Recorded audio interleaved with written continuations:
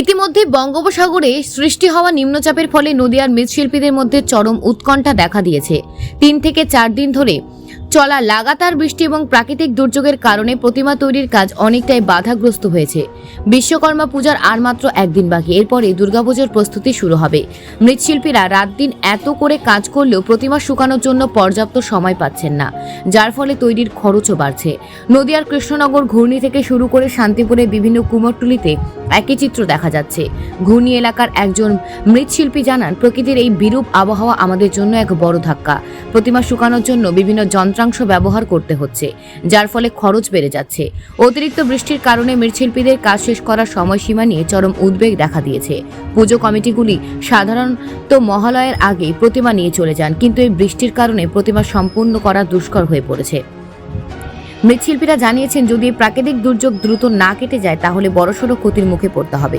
মৃৎশিল্পীরা এখন আতঙ্কে আছেন, কারণ দুর্গাপুজো আর মাত্র হাতে গোনা কয়েকদিন বাকি। সমস্যায় পড়তে হচ্ছে। সমস্যায় বলতে ধরুন ঠিক টাইমে আমরা ঠাকুর দেওয়া, সেটা একটা বড় চিন্তা।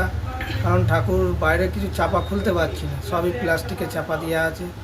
তারপর ধরুন আর্থিকও অনেক অসুবিধা হচ্ছে। কাঁচা ঠাকুর থাকলে পরে সেটাকে গ্যাস দিয়ে মানে সব নতুন নতুন কৃত্রিম যন্ত্রপাতি দিয়ে সেটাকে শুকাতে হচ্ছে, তার একটা খরচা বাড়ছে। তারপর ধরুন প্লাস্টিক কিনে নিয়ে আসতে হচ্ছে, প্লাস্টিকের একটা দাম আছে 800, 700, 900 টাকা ছাড়া প্লাস্টিক পাওয়া যাচ্ছে না। এবার কাজও খানিকটা পিছিয়ে যাচ্ছে, সেগুলো প্লাস্টিকের মধ্যে হয়তো আমরা আর বৃষ্টির মাথায় কাজ করতে পারছি না, চাপা দিয়ে ঠাকুর রাখতে হচ্ছে, বা এক জায়গা থেকে ঠাকুর আরেক জায়গায় সরিয়ে নিয়ে যেতে হচ্ছে। তাতে কি লেবারের সংখ্যাটা বাড়ছে? লেবারের সংখ্যা তো অবশ্যই বাড়তে হবে, তা খরচা তো অনেক বেড়ে যাবে। খরচা বেড়ে যাচ্ছে, কিন্তু পাবলিক সেটা বুঝবে না। পুজোর সামনে এই যে প্রাকৃতিক দুর্যোগ কতটা মানে সমস্যা হচ্ছে? সমস্যা তো বটেই। ধরুন একটা আমরা এই 24 কি 25 দিন, তার মধ্যে আবার মহালয়ার আগে থেকে ঠাকুর যাওয়া শুরু হয়ে যায় পূজা মণ্ডপে। কারণ কিছু কিছু ঠাকুর আছে এমন মানে সাইজের হয় যেগুলো আবার মণ্ডপে গিয়ে করতে হয়, কিন্তু সেই টাইম মতো আমরা দেওয়ার যে প্রিপারেশানটা নিই সেটা তো আমরা করতে পারছি না, যে এই টাইমের মধ্যে আমরা ঠাকুরটাকে পৌঁছে দিতে পারবো মণ্ডপে। তা খুব দুশ্চিন্তায় রয়েছেন? দুশ্চিন্তায় তো আছি। কি চাইছেন, মানে নিম্নচাপ কাটুক? নিম্নচাপ কেটে গেলে পরে আমাদের পক্ষে খুব ভালো হয়, কারণ ঠাকুরগুলো যত তাড়াতাড়ি আমরা পাবলিককে দিতে পারবো। কারণ এখন বেশিরভাগ ঠাকুরেরই ওপেনিং আছে, সেইগুলো ওনারা করতে পারবেন।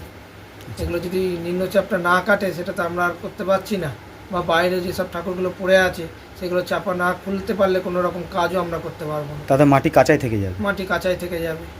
শুকনো মাটিতে যেরকম রং করলে যতটা গ্লেজ আসবে, কাঁচা মাটিতে তো অতটা গ্লেজ আসবে না।